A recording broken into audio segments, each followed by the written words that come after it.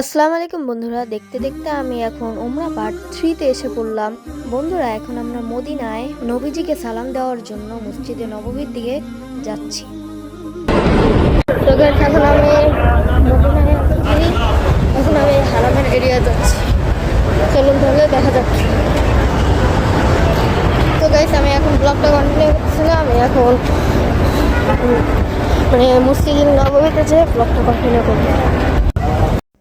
বন্ধুরা, আমরা ঢুকে রওজা শরীফটা খুঁজতেছিলাম, আশেপাশে তাকাচ্ছিলাম। হঠাৎ চোখের সামনে পড়লো ওই যে, এখানে দাঁড়িয়ে সালাম দিয়ে নিলাম। আমি অনেক এক্সাইটেড ছিলাম ভিতরে যেয়ে সালাম দেওয়ার জন্য। তো বন্ধুরা, বেশি দেরি না করে আমি এখনই চলে যাচ্ছি ভিতরে। বন্ধুরা, দেখতেই পাচ্ছেন কত মানুষ। আর এখানে আমার কথা বলার কোনোই চান্স নেই, কারণ এখানে যদি আমি কথা বলি তাহলে আর কি এতটা স্পষ্ট শোনা যাবে না। দেখতে পাচ্ছেন জায়গাটা মাশাআল্লাহ কত পরিমাণ সুন্দর। হাজার হাজার মানুষ আসছে, আমি হিসাব করেও বলা যাবে না।